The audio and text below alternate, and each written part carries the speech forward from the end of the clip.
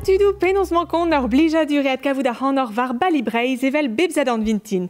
A navezout arit bremañ marc'hen sortet yann er legourvez a telomel. Bah, il m'y change, c'est une boisson au moment de Mestra.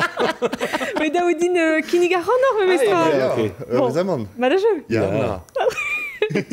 Mel gwennek a kavout ar c'hanom tuchantik evit e kroniken tabutom, evit ar poen evo degemeret var ar plateau balibreiz Clervia Baland, levra wegere se oui e mediaouek ar gabusinet e Brest, un digaret a lakad ar goz var a lerse, me dive var a labour ave kaset da ben ganti, kenan an avask en deus pe c'hoant diskwestiom kizeladennou awen prijan, suron e roio c'hoant dior mont bete gestal e benar.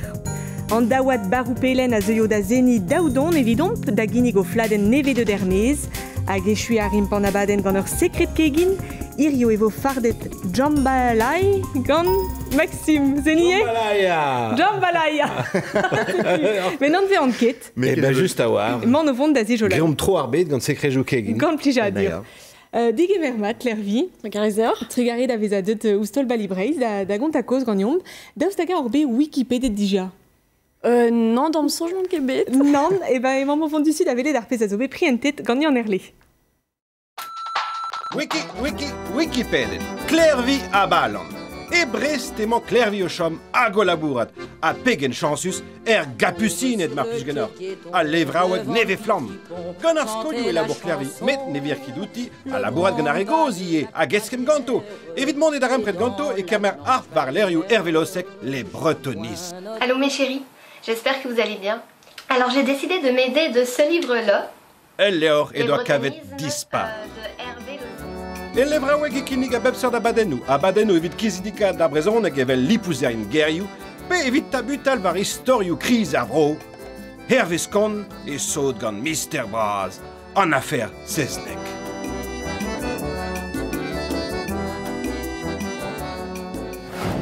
Enfin, pep trazo dever guir devel just.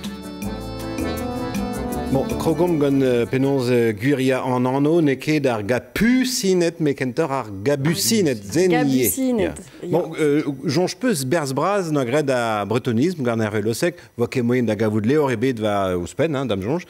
Penonz o poarhu digimeret a leor gise.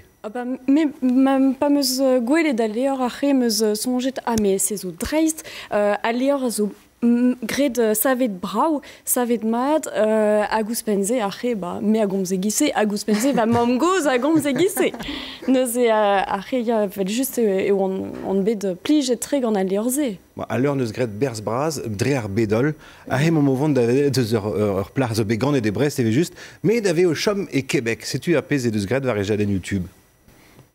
Allô mes chéris, j'espère que vous allez bien. Alors j'ai décidé de m'aider de ce livre-là. Les bretonismes de Hervé Lossec. C'est assez rare que le monde à Brest parle comme ça, surtout les nouvelles générations, elles connaissent pas là, le breton. C'est une langue morte. Ma mère, elle connaît pas le breton. Et d'ailleurs, quand je lui ai montré ce livre-là et que je lui ai dit « Ben oui, tu connais le breton, là !» Puis ma mère aussi, elle fait des cuches. Des cuches, c'est quoi? Des queues de poney, je crois, on dit au Québec. Des gweneg. De l'argent, des sous. Attention de tomber! Tu sais, dans le fond, tu peux faire attention à ne pas tomber, puis tu dis exactement le contraire. Comment que c'est? Il y a aussi les picoupanaises. Je ris, c'est trop drôle. Mais lui, un coudon! Dagousquette! Dagousquette, ça c'est vraiment du breton, ça veut dire zou, au lit. Quel glapé celui-là! Ça veut dire quel cave, là, quel nigo. Quel glaouche! Ça, j'entendais ça quand j'étais petite, je le disais, là, quel glaouche. C'est vraiment des mots qui font rire les enfants, là. E klevet peus an o deus ar placé déjà? Ah non, morse moa be klevet an draze, mais dreist eo gant an tol mouez a tout. Mais tost un farder a zo evel se var YouTube, Ah ya, dreist. Aïe. Ya krenet ebe da galz me meustra. Heureusement. L'arrêt de peus dom e komzi de gise, pas irion deket me meustra. Penons. Et komzi des mots da bretonisme. Un tammik me mestra, gio, mon a ran penons d'ober a riboud la kwez a ran barz a lagen avet chou a troi gise, quoi. Ya, va juste. On le vinogen. Ah, ja, Irio et labourit evit dioren c'hoariou, liamet gant ar bretonisme, penaos e oa deud d'or ar zonjse, ar menos. Pen kenta, oan bet gant valabour e oan bet barstier ar egoz da ginig abadenou. A ben ar fin, arre on oa sonjet gant an animatourez kinig abadenou divar les bretonismes. Yeah. Agata o pas a en kuit, a augment kuit deus an abadenou e ren ur gant aouen benag. Agarre me sonjet a pet an diaoul a c'helfen ober evit echu an abaden e gise a neuze savet meus ur c'hoari. A pa meus gwelet penons e oa deud da vez an dreist an abaden e gise me sonjet bon evit an eil e vo gret memesra ur c'hoarial a vo savet. A neuze savet meus c'hoario e gise. A pegeit amzer neus laket etre ar menos sevel ar c'hoari, betek ma erufe var tol ar egoz. Tribloaz, non, mais Tribloaz. Ah, ja, ja, amzer zo beret kemer memestra. Evit diba mad aneo. Ja. Mad gwech an amzer neus evel mo peus lavare des ideti ar egoz gant Hervé Losek a vechou bet e oa mainasik ar kras eti ar egoz e lezneven gagnor. Piou a war brezonek amañ. Tout an al a war brezonek. Leunchouk e oa sal vrasati ar egoz lezneven gant brezon e gerion. A ozet eze obe un abar devez c'hoarioù kevre digechel. An enigenta a vo digwezet arre a c'hounezo. C'hoarioù oaz, 600 000 pe gerioù kuz, savet di war stum al leor les bretonismes skrivet gant Hervé Losek. Gant Clervi a Balin e bet krouet a gijinet an ol c'hoarioù man. Kemeren meus tout ar bretonisme a vez e kavet e barz a mesket aneo evit lakad an dud da bleustri. A da oud ar an deoc'h? Ja?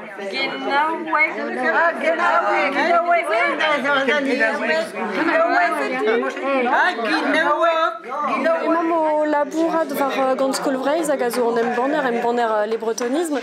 Emañ mo labourat var an embann just a war embann c'hoarioù zo arre. Tout dud zo bet bar an auto-tamponneus. Pardon les amen pe oin kepler. D'abord da stu unan eus bet poan displegadei oa tostos oa an an obozonek, quoi. Eviti oa galek eveljus, quoi. C'est-tu, vraiment eo fier da velet oa gerioù brezonek e galek ar vro. Tamm e deuet o brezonek gant ar egoz en dro, bers o deus gred les bretonismes ur vejous pen. En der rezwaat op passeer naar ja, die sanget. Ja. Goede memmes noem pas bij o c'hoari, o kleed petage a wachat, ni meus c'hon o bareve li, quoi. E him ke gwerze de brezon. Him ke gwerze de brezon, Bon, lavarenium ta, peus a mod evit c'hoari da c'hoarioù ze. Meur ar c'hoari a zo ben ar fin. Ur c'hoari 600 000 a zo. Gant ar familh drolik, ar familh torpen, familh adreuz, lechous. Modal ez eus ur c'hoarial e l'armazeo red kavout daoger evit ober unan nemeken da lavaredo torpen pe penkalet pe braz. Ja, pe koupanez pe traoegise. C'hoari a roaz a zo ie, e l'ar ma c'helez kouez a barz a lagen just a war. Pe kemer a ribinou evit mont buannor. Setu. Azi on eus gwelet kalzig a tud koz er gelaouadenn. Deus tag ar riaouank zo dedenne gant ar c'hoarioù se ie? Vid ar poent meus ket gre kalz gant ar riaouank ben ar fin. Meus ket gortoz a ran eve fe embannet ar c'hoarioù ie vid kinnig abadennou al. Evit ar poent neus ket tu prenaneo c'hoaz. Pas c'hoaz, non. Un an da zo nemeken. Ah, pe gouz eo tu prenaneo. O labourat emam gant skolvreiz, gant Hervé Losek ie, a gant nono, gant var ar c'hoarioù, neuze ar c'hoari 600 000 a deuio Hermez e arao gant nan. Sur war arao gant nan. Penons a gant ul leor e deuio Hermez ie. Bon, va revezizim. Ahe, emam ti ar egoz, met dostag e ve azaset vid an an vrezon egan, pet ar egoz emañ tout vim ket gwerzen gant ar brezon, évidemment.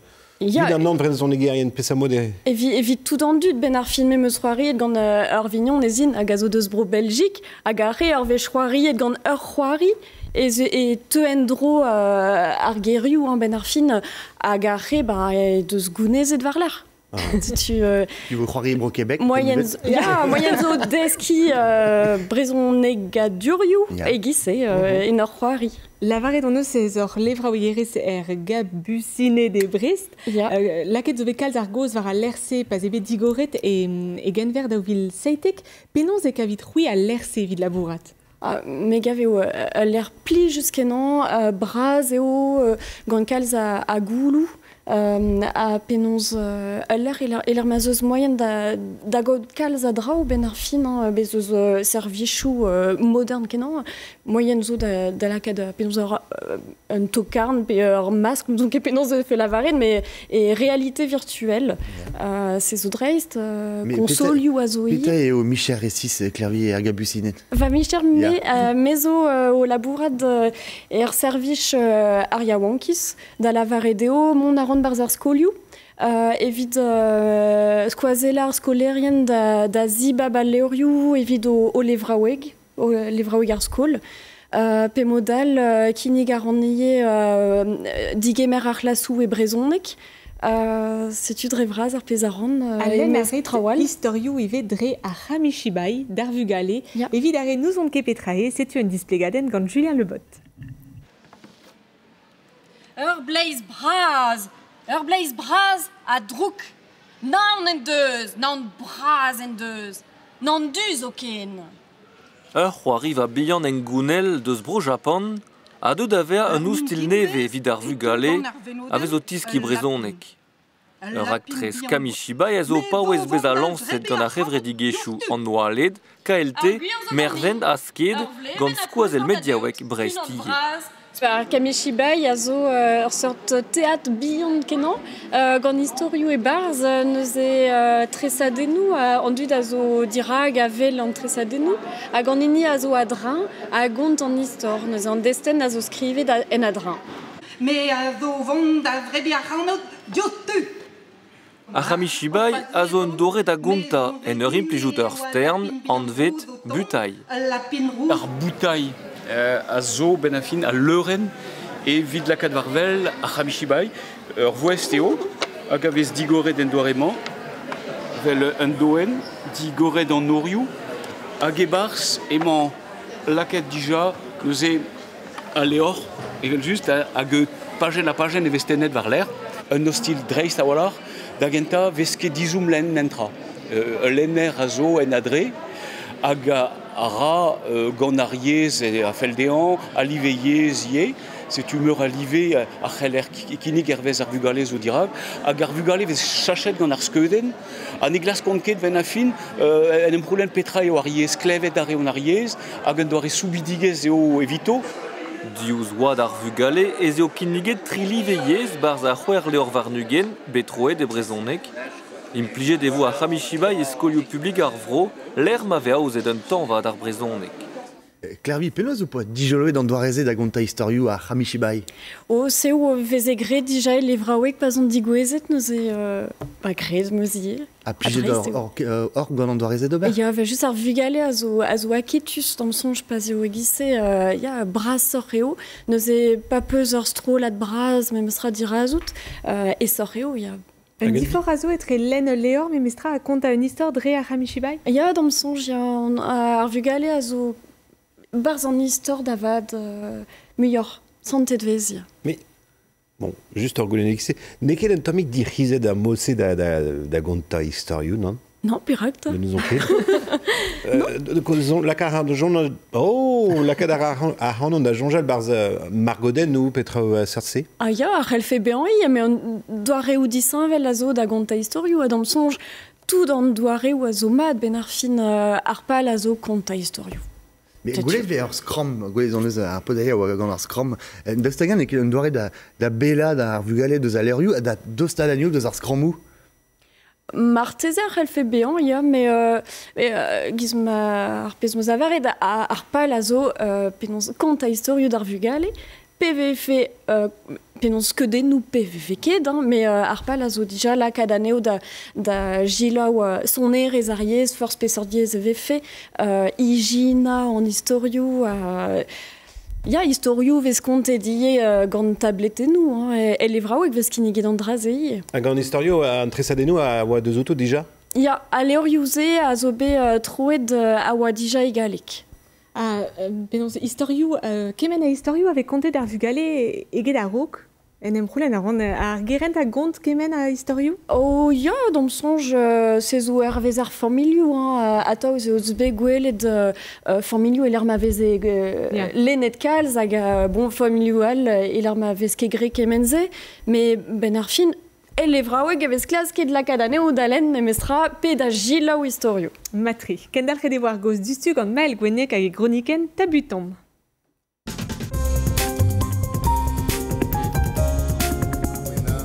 Maître Kervi, portrait de Madage. Matré. Bon, actrice neve, président de la République Emmanuel Macron, harpet gant ministrez ar zevenadur Françoise Nissen a zo digeri muior a levraouegou. D'arzul da skouer. Daouegou neus ket ouspen daoudregant deus levraouegou France a zo digore d'arzul, bezeus memeus trairio, a gouspen d'André o deus merzet gant un enklas begret e dobil c'hwezek oa nebeut ur vid nanter deus an dut, ouspen pemzegla a he dal levraoueg. Neuze ar goulenn a zo splan, deustagin e gavdor e rank a levraouegou be a digore d'arzul. Vidant, mais bon, déjà, erga pusine des eo digor d'arzul godelein, mais gav eo mat kenan. Non ket David m'avait fait digor et d'ar staliou d'arzul, mais après, levraoueg a zo l'air greizen ben ar fin sevenadurel, hag a zo poezus d'am sonj lak ad an dud da zon gant o formiliou pegur d'arzul, an dud o deus amzer, muior a amzer, kineget vez servichou e l'ar marchelon don a chom ie pas de pel, barz a levraouek, neus edam sonji a d'arzul mad eo eve fe digoret. Mais bon, a vechou ne ket ez ie digeri e gise ar zavadur d'arzul, mais bon. M'avec un verre de square gant kiriou braz al erbet, eve merze de France et digor nebeut kenan, a ze ve gwelet var ar skram genor, da square gant levraouegou Paris, ve ket digor de ouspen daoui genor vez ar zun, pa ve Copenhagen, a he bro Danmark, a ji kan eur vez ar zun. Neus ket emet ar zul, ben a fin bezeuziet e kreiste a dive, dive deus nons, daoui mont var an ensel o sonj. Ya, dans sonj après, force penons, gwelet vez d'arzul ez eo an deiz e l'ar ma vez ar muia adut. Splaneo, ur bern tud a deux. Mais barz broioù an norz après zeus muior a penons a striv ou a vez gred evit ar zevenadur hag evit a levraouegou. Ya, digoret vez kalz ar zavadurio e gise, ya. Mais evit nober amant e breiz da gentan martezer an karkad muior adut. Bah, sais-tu, arre mandal, ben ar fin, m'avait fait muior adut, ve fait moyen da brofa da muior a ur vechou digor d'an dut, ya. Ar zlabour o poagret rui gabusinet ar bla paset, blant da beta pur waket ra war adut o labour. Sais-tu, arre oa penons waket a war adut, neuze ba bremañ eo penons o neus kroget an dro a labour, gant a labour, sais-tu, pevarden a vo titlet ouspen. Neuze sezo, neke pevard post a vo ouspen. Sa prestour. Alors ça prestour, mais ya. La made déjà. Gonnet dans tout le gandor vida vechement. Penos de songe ouspen en affaire digeri tamig muior a levraoueg halfen dut don muior da levraouego. Erga pusine de deux ondes. Et tu on a mais en nol de ce que des chances d'aga del lerken brau. Non, guire servichou azo marteze da brofa muior a servichou. E gizare erga pusine des eus c'hoariou vidéo. Pe c'hoariou ie da c'hoari varandaou là a gare zeus ur maria da dud. Andrazez zo mat kenan sais-tu servichou la zo. Me vetch. Mais sais-tu trigare mal. Trigare dia. Ken ar zinotond. Pesord abadenou ave aouzet Hervé diaouek petra a blij d'an dut.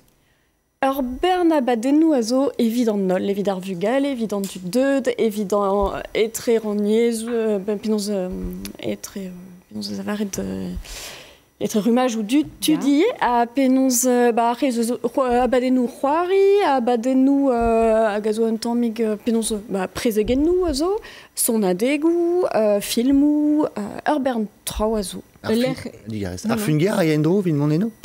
Pas evit poen pe gire mein o lakadendro penons Charlotte pe Edwin meus ket sonj pe sort d'an de zo gant ar cabine ar don ar raio endro bu an a war gant sonj. Chilaouet vos son erez vraiment. Et ya ar blijadur an eus da bet da resev Ronan Pellen a Sylvain Barou daou son er barrekenan deus ar vro. E ma nou vont da ziskwezdion un ton justu deus ur blad en neve The Last Day of Fall a setu an ton a zo an vet Cathy, come down to Limerick.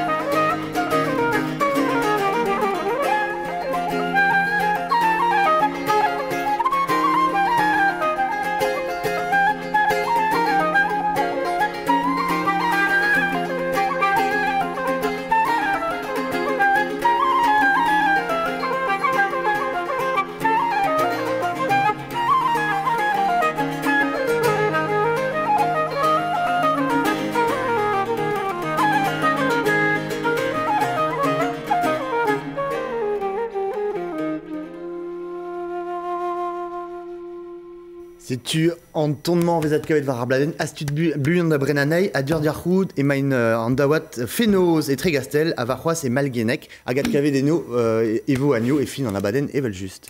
Kinig ar andor bremañ mont d'ober un tamm tro betek benar eno ez eus un arzour donezonet awen prijan a gonto dior deus e vicher entanus sevenet e bet penonz e an vet dija mezo front gant ar zon erez kiz e l'er douar gant kenan an a bask.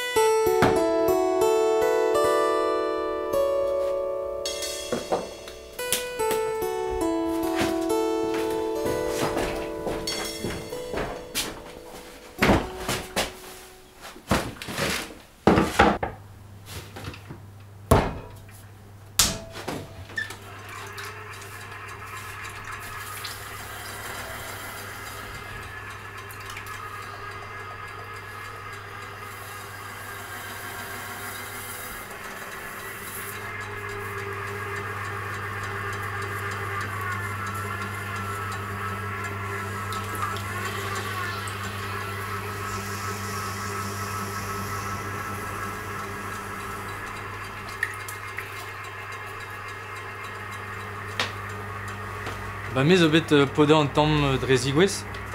Pez bijedi dija e kroui bwepelzo. Met pa oan chom e louargat e oan chom kichon tien amezek hag e oa bar zor skol podereus. Me ma gouet trawar skol, ha ma komon e skol ken. Ne meus kavet un digare devant direkamment ti ur podereus bar bro Normandie. L'ar meus disket an diazezou deus ponons vije gouet vije implijet an turn. Agendal meun ma disket ponons vije gouet ponons vije kizelet. Ze meus gouet meun pa d'or blaus. Hag an daoud raze a neus gouet an nom de veur poder. Train a kizelan.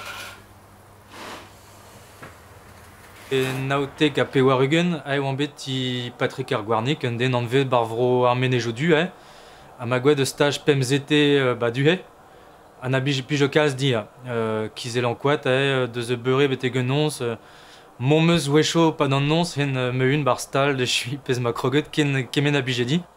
Ar c'hoat pa teus tenet d'anve neus komoen ouz pennan. Pez zo tenet, a red eo beur gant ar fil. Hag gant an douar, moez eo d'ar pez teus c'hoant. Pa ne ket zer an douar moez eo ouz pennan betek ma tijer c'hoant. Redet diwal m'ave fait rezer, a pez zo redet diwal m'ave fait diabarz, a pa boar ez nei m'ave fait zermad. Ne kon meus ra gant koat, bep d'anve neus itre o torpen, me gavezetor an douar pri.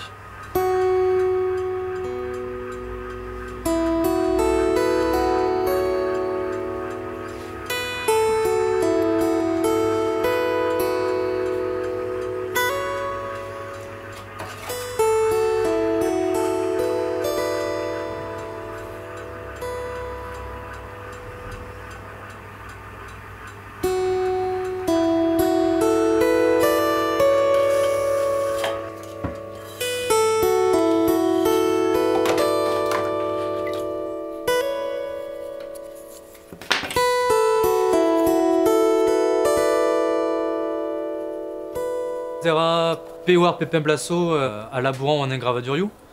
A tamm meus ejinet ur skritur. Bon, tape meus a et an partout. Ti berberet, ti bar bro Grecia, bar Breist, ti ar geltet, bar ze ponons logoyo, a et an meus kemat an partout.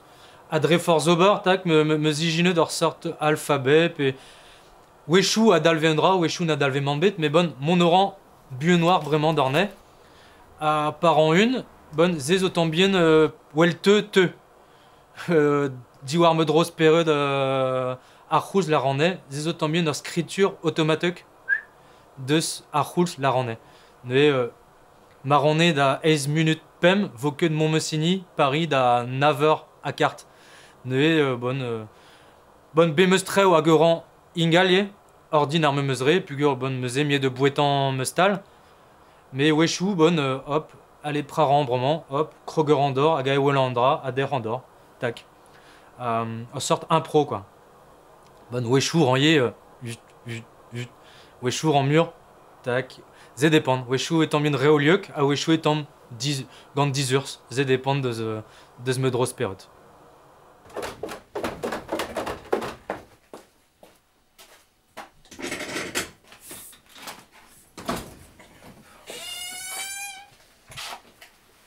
Gwen meus tambien kimiez, memez o kentor ur c'heginour. Lakeran tam pep, tam holen, hag bon gouderan, bar peseur l'air deus me vorn, l'ar vo poar mad. Gouderan peseur l'airioù, l'ar mo ur meskach. Ur c'heginour hag zo boazet de labouret gant ivorn. Bon, zenie. No ket ur skiantour gwir. Skiantour gwir a labour gant ar moll. Bon, ur moll, mui ur moll, dek skej nao, pe an ket pra, x mu y, nan zer an keme. Mais o meus ket roan mon re resis war ze, pugur me pez bijdi e kroui ar stumou.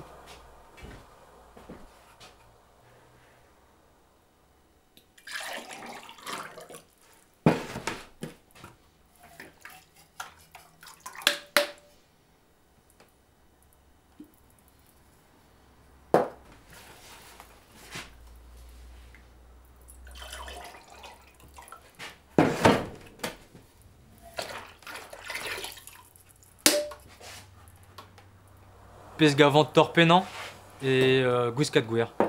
Ne ket ar pez bijdi ar muant. Me bijdi skrapant, me bijdi skilfant, tenandouar, ouspenan, goudet, paierait la que liou, n'est que de pesa bûche d'irmuan. Mais peso, gant prof, ar souezaden pas diorez ar vorn, bon, donora devait brau bopet quoi. Ya gant prof ar vorn dioret, bon, à la reste, bon, gwen meus un dra poesus bopet quoi.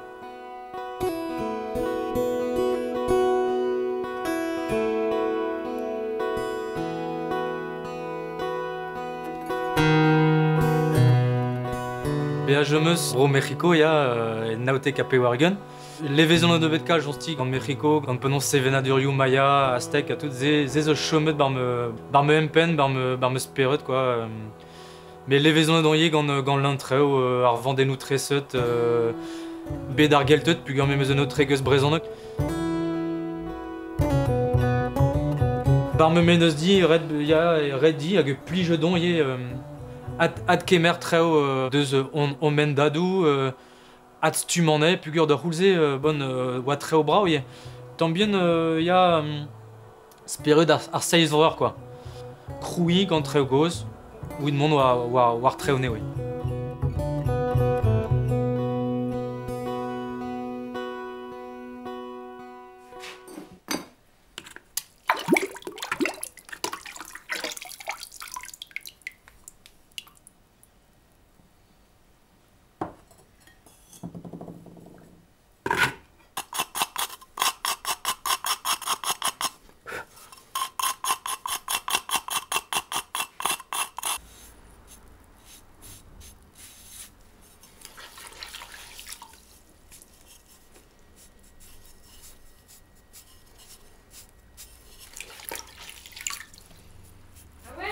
Ja. Ja, Amon. Dus dat.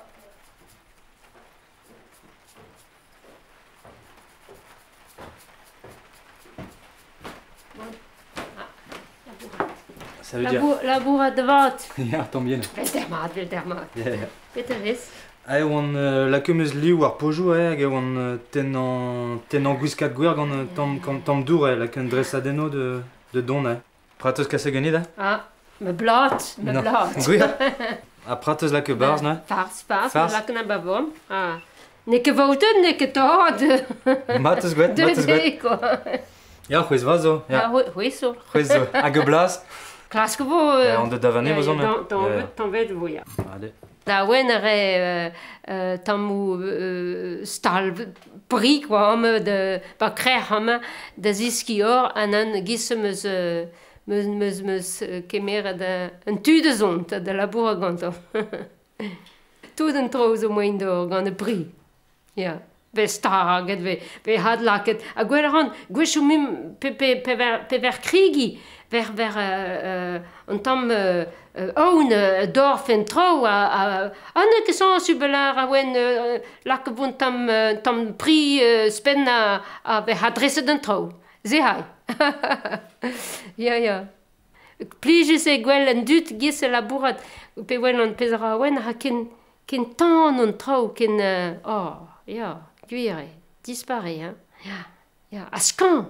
Zouet oan ar vech kentan gant o volen, ken skan, quoi. A kouskout e douar, quoi, met ken tan, no, ja.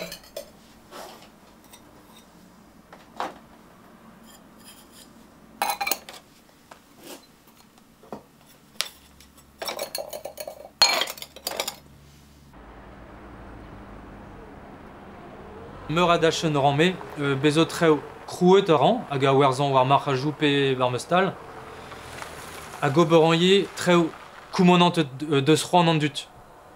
Oberan stajou ye bar meustal, zera an tamm marc'han zur, tout de mijou, hag ze bujdi an diski treo an dut, hag diski ran treo gantaie, mon oranje gant ore goz, pe gant eus kolio, a zera bon wecho manek ken koulz ar marat, moen zo di ober mur a stajou, quoi.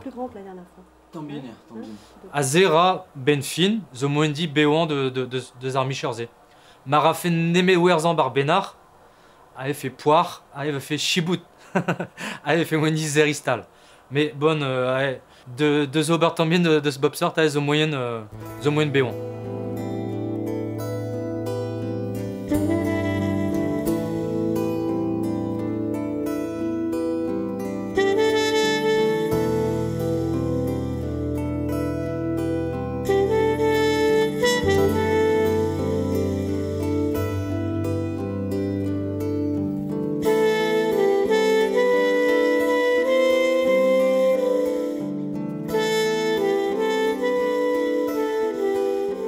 pe zo begwet daolant orzo. Zezo on y kentan deus ur ruma da loanet meus gwet wid lidan degla on bez staliet bar meus stala. Ar c'hwil korneuk zo anter c'hwil ha kanter fri korneuk. Amañ e pen kentan zo pen ur c'hwil amañ ha un tamm deus igorf an thorax. Hag amañ tambien etudeo zo c'horf ar bronneuk. Parzek kilo bopet, hein. Hemañ zo bet diez ya. Diez devant de mez. Peus meus bet c'hoant oberie e c'hoai oa an danvejo, ur sort diskrog, un centra disinvel etre igrochen voz hag igrochen gwir. Hag igrochen gwir et tambien wel krochen un olifant avait fait bet barzer poul pri, avait fait bet goudet non la ket diouz an ewel de rosantam. Hag amañ e lufus, hag amañ e diluf, hag rust. Un sort de zo un difor braz etre an daou. Bezo vojeun bar bro Amerika kreste hag lar ar vout a doug tout ar bed war igegn. Neue meus gwet ur vout war regin a meus gwet ar bed wel ur garten foueteneus bro a yekoz quoi. Plegede, la que meus vaz, dale, pugur koz a dal, mais bopet mon derra devant.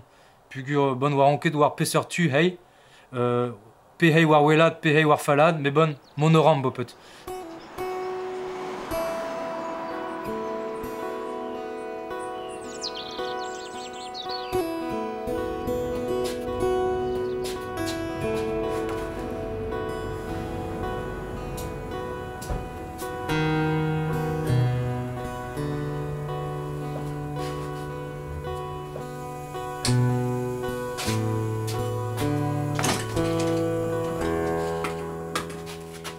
Riaoazeux da c'hwer ur ranter e vo gweslet un abaden e mediaouek ar gabusinet d'an afer seznek a gerveskont hor saut gant an afer seznek se penonsta. Ja, mais o saut abaoe pel deja atav meus bet klevet bar fa famil komz eus an afer seznek. Vazat koz a oa a grede dean e oa Guillaume seznek kablus, a va mam goz a grede dai e oa bet kemenner beteg an aor nevez a beteg ar stadu nanet. A setu ar vech meus lavar e deo, roit din leor ache a ober ar invazonj va unan. A setu abaoe on saut gant an afer ze. Penaos e tispegi ken d'ar c'hoaz an dud ave a saut gant an afer se. Ben ar fin ne kebe nous on ket petar eus o c'hoar vezet hag ache gant ar mediaouioù ache zeus be greg kalz ar reus ben ar fin abaoe ar pen kenta neus e dam sonj e breiz ouz penze eo bet tremedet an traoù neus e dam sonj ache an dud nije c'hoant da c'houzout petaz o c'hoar vezet. Un askor na oa bet kavet e mis c'hwevrer tremenet ahe el loch ahe e kichen an ti. Petra o poa sonjet pa po peus klevet ar c'helouze. Pa meus klevet an drazet deja o meus sonjet marteze zo gwir ar pez a zo be lavaret neuze gant Petit Guillaume arre eus penaos Petit Guillaume a oa ar mab famil saznek hag arre marteze zo gwir bon ben ar fin martezen e ket, me dija e vefe mat gouzout ma zeus an drabennak da glas karre peget. Neuze mat e dija... Klasmont varok. Setu un diveraden deus ar pez a zo c'hoar vezet abaoe an dijolo adente gant ron an irien a Muriel ar Morvan. D'ar bevar varnugen a viz c'hwevrer diveza e oa bet tud a volontez vat e turia e loch dreg ti William Seznek barz e montroulez. Tud en tandet gant an aferman hag a gav deho ne kedet an enkla justiz betek pen pa neus ket bet darre kont deus testeni lomik vian ma va Seznek kondanet. Emman, en oa diskuliet da fin e vuez beha be klevet e vamm e chinkandag a Pierre Kemener. Ne oa nemet an ekvlas da poense, me sonj en oa beha be gwele kor va c'hansalier departament var a leur dirag e vamm. Ur horf a ne ket bet ad kavet biskoaz. On a retrouvé un bout d'os. Gebar son douar, on eus krevet meur a dra, tammou gwer, c'horn butunier, hag endel on eus krevet ar poezusa zo tamm eskern, mais ne oez er ket c'hoaz, nous on ket daoustagin vid un den pe loen c'hoaz. An ar chayen zo o ton hag evo furchet sellet a dos ganto evit laveret daoustagin e teu eus un den peget. Bernès Roux en de skrivet elleor war an affaire kemen seznek. Du temps ne ket bet an enk la justice ledan a walach. Marteze eniche be klasket a zeznek lakad an enk klaskerien da bela diuzedi a diuz montroules. En em c'houlenn ar geon on neus ket en em faziet a ratos ma peusant, evit lakatout an en klaskou davant war zu dreux ou dan da l'arde koste Paris, da l'arde lakatout an en klaskerien da gol amzer, da abuzi ou amzer durn, o rouzout mad, e ne oa korf ebet durn, setu gise oa tranquil, hag marva de l'arre neus korf ebet, setu vin ket kondanet. Ben ar fin, e hier da furcha pemzek vlo a pe war ugen varlech an tol, e hier da furcha a ben ar fin, a pez viche be gled ober ar blavez tri varnugen. Kavet eo abed un eiltan mask an morzet gad a bolisterien skiantel dar ben varnugen evis c'hwevrer diveza. Diel fenet in belo daou, tamou askornen an eval eoan. An afer ne ket dead var aoug neuhe, me kemen adud a jom var evez a bo e toz da ganvlaso e breiz.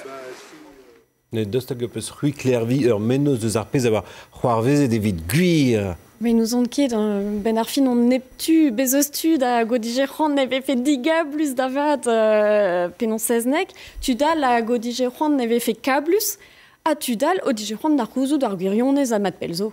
Sais-tu, a nos emme a mijeran da rouzout petaz o c'hoarvezet. Ben ar fin vo ket gwezet petaz o c'hoarvezet davad, mais déjà m'avait fait kavet penon korf kemener pe tammou korf, me fait mal déjà. Mais en deiz ma vo kavet an deiz bennak marteze, parce que dan be a dipitet davad. Mais dipit, mais non ket o c'hortoz an dra bennak, ben ar fin ar gwirion ez eus mat da gaout, sais-tu, bon, ben, non, dipitet vin ket. Mais goulet de peu c'est penkent ar miz et neus goulenet ma bihan seznek eve fait advelet ar process pe obet advelet dija. Petra zonjet deus an dra, neus fine bet e gwirionez. Advelet e bet, nous on ket ma lavan an pemzek gwech non ket un dra bennak egise. Mais ben ar fin, ataou ez eus bet traoù nevez, evit lavarout, ben ar eve fe mat digerien dro. Mais ataou ez eo bet nachedi, evit m'avait fait advelet davad ar process. Nous e ben arre, mez o bet advelet aneon e geltas nous ket pelzo arre, evit e breze gen diveza. Bon, non ket sur, ben ar fin ar vez ar pez a lavare, ne ket sur e roulen fe endro. Arre o deud da vezon, enfin, un nek vloaz triugen eo bremañ. Bon, squeeze marteze enfin squeeze nous on ket, mais bon, neus ket sante deve fait gret gantan. Marteze vo gret, mais... Peseurt doare a baden a vo kiniget Hervé Diawek. Neus ya dariaou c'hwer varnugen e vo kiniget an abaden gant tud hag a oa var an dachen evit ar furchadennou a guie neus e gant Bertrand Villain hag geneus kaset den varao gant trao Bertrand Villain a modal Laurent Maillot a Jérémy Costiou a reza a vez gwelet var ar vidéo hag a oa var an dachen hag a zo saudie gant an aferze. Hag an abadense a zo digor d'an ol. Digor d'an ol, digousteo, mais red e d'an dud don a bred a war mem estrap e gern eus ket kalz a blas daoran plas a zo. Pa velant penonz e oa evit Denis Seznek a re ur lunchoug e oa ar zal neus e red eo hag evo lunchoug a dare. A bred. Ya, bremañ neus c'hoant klervi gouzout un tommig giror divar ofen. Open zoken, chilaouet evo gant bennak an a vez ar c'honor matre. Gatier meus kalz a blijadur a ze c'hoarzin a liez. Nous allons den vasa deus an amzer, me ie o vale, pe geraze o am krog da ouvlaso, ma trehe da vant va rent ar GRP var a tregon, hag e a livo anterkan vloaz ar blaman. Gret an eus an anter neus e nem gavet om kostez begaraz, betek pempoul. Ingal a walar e c'hoarvezet traoù kam din pe bez a koletier, an draze oa c'hoarvezet e lan devenek e évidemment, betek gland devenek a peus da dreuzitou ar c'hoat a ze, hag e oam o pourmen hag evel just o flapa a ze, var ugen kilometrat bennak, hag neus e flapa ar eomp hag a ze velom un ti brao a dir hag ar mor, neus e hop kemer ar eomp war poltrep, ken de errel ar eomp da vale hag e velom ur zail. Hag e ken dal c'homp neus e da vale, o flapa a tao hag neus e marteze pamp e 10 kilometrat pelor a ze, e velom un ti brao dir hag ar mor hag e kemeron par poltret. A ben a fin, hop, et valé on entend, à Gevelom, Arzail, à Benafin, on a gret, non a que de l'aide en Inde, de Evel ma ni au flapa, et Benafin, on gret un droyat ven, ma peu se rendre, on a gret duvech même estro quoi. Arpal 107 azoye ober Menez Mikiel naonet, neuze émission c'était une ben d'ober gant ma vo brau en amzer, ag zonket peur eve o échu, mais émission c'est vos brau en dissor et une ben d'avant betek naonet gant a ripoul pras var l'air. Bon, Gouzudari des Eusens Rabelak vont vedar GPS vraiment. Ja, mad. Ze Valérie ze Vionnès à la carronor case d'Arwarzin. Oh ja, mais juste là. Penon zo pas d'Arzonge, Crégui d'Aubert trop braise que j'ai même. Ben un film nono qui bet d'Arzonge, ben un film enfin digwezedeo e gisse, arvej benag et on bet da zrebi da gresteiz et ti Valérie, a gon bet da bourmen e gisse, a go flapad, ben un film nono agrid nous on ket 7 km, digwezed en dolen en taverne en dolen e plougerne. Hag arre on eus kemeret ur bane, a don evit don endro, on oa laket ar GPS evit gozout 7 km on oa gret, ben ar fin on oa gret ugen, mon adon a arre ugen, hag an deiz var l'air, neus krogel endro, e l'air ma oam digwezet, hag e gisse o deud da vezan tro broleon da genta tout, ben ar fin, bon pas tro breiz e vo gret, ken plij eo an trao arre a penons kerzo de gisse zo plij jusqu'à. Justement, de sur l'air qui ou ne se plige dur armu, hein? Oh, dans le son, je broléon. Il y a Kostechou, Giseni, Plougerne, Arre, Kerlourne, bravo, Padal, et on avait en mad à l'Erzé. On a guéri dans le digoué des noms, je crois, ça. Ah non, m'ke croise, m'ke croise. Que goul zevo à antenne à dazeunre. Bah, nous on ket pas vos bravo en amzer. Ah, c'est tu des gortes, vous avez fait bravo en amzer, avec pas d'argon, Arre, Arblomon, et kebe bravo. Bon. Et non. Plijou da radior kegina kentor pe tanvar pe avez fardet.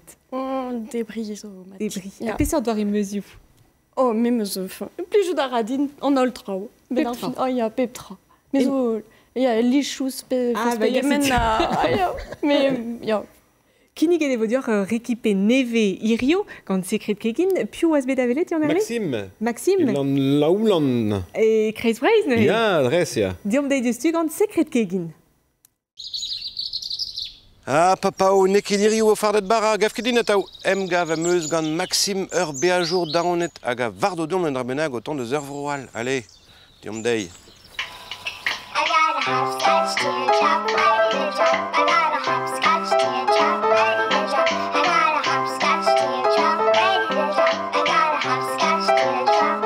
Hai, tu zo banti?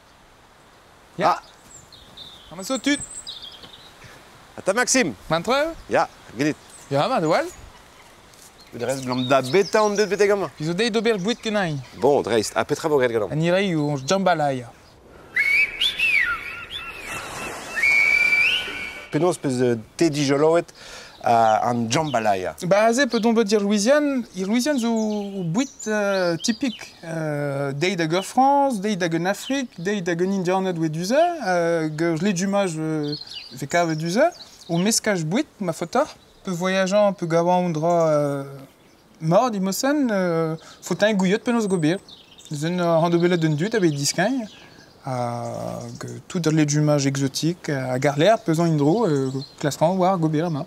Ne sont mes jambalaya, mais je suis un jeu d'ici. Oui, discoin et d'or, que Ezawal, gobir jambalaya, guntre, avec Kavedama. Petra avec Kaved et Bars, en jambalaya, justement. Dans le liaison de Tchukmour, saucisse, jambon, jambon à l'aïa, pipe du, pipe duen, loré, volaquet de bœuf, à au boucha épicelle. Poivron, la que votre chignin sur le wall, à mougnon. Ok. Céleri, riz, sur le wall, à tomate de bœuf.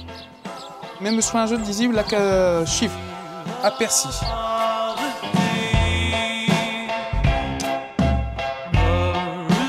De commence votre rectute, nirei au filet, de tout un tame ville, ma fotor, un tame chiffre, un tame mougnon à céleri, voilà que de virmagne d'auber au filet, avec chervejo de boehin riz à l'air. À l'air, votre rectute tout à damel, saucisse, jambon, aguerlet du mâche.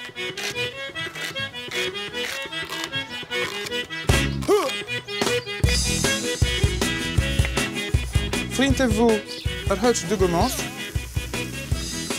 Parler avec la quête péta. Un mescache spissou? Ja. Azemus keige tout un épisode moué discuteur touchant. Il y a de la quête de frintain et hutch. Arler vous la quête dans les images. Là que vous tout d'abord de frintain.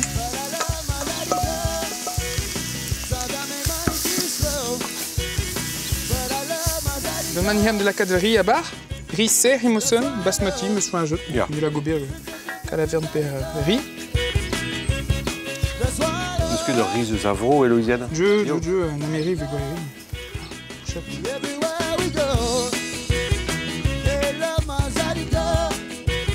le commence au Berlin, voilà que de Golo. Là où que vaut 8 jeunes minutes de Bouhain, un temps bien. Ok. Yeah. À de la chiffre, toute vos laquettes de chiffre, qui est mon poire déjà.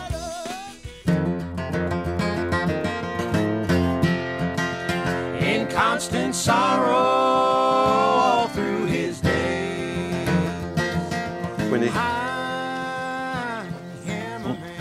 Féal de Louisiana? Yeah, on va le mettre. Madé.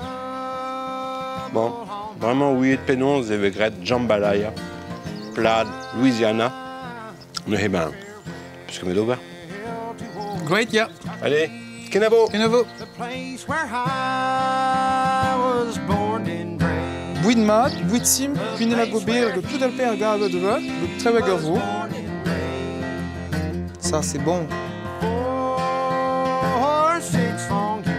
Assurons nos peus naombrement ar secret kegin lavo kinniget d'or ar zizun a zeu gant Kristen. A mo peut faire secret kegin rouillé da ginnig da yon erle. Petra Aubert. Et mais deux des darem près de Guénéon, bar Facebook en abaden ou brezonek, France Tribrace, pe var maïnis, ok. Eh ben c'est une neus Y'en a les gourves, n'est qu'est dis d'agaoud, me mestra. Mon frère. Ah, rechal. Et pe l'erta mon da gila ou son erez dre ar vro. Bah nous ok. Eh ben c'est tu des yater telo ne.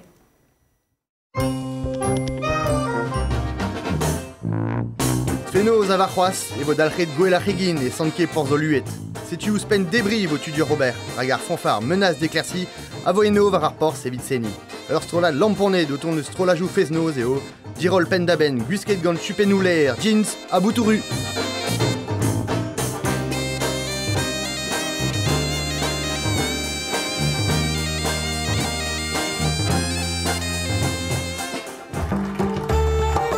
Strolat Brest, Babel Orchestra, avo Senifenoz et Guiler Babroléon. Strolat Dichortozma deo, l'hermaveskavet sonarienne de Sevenaduriou Arbedol. Bal Strolatman, a Zoukrou Iliam Ouarzel et Tria Rumini Echou, à Gazo Stalier des Brest.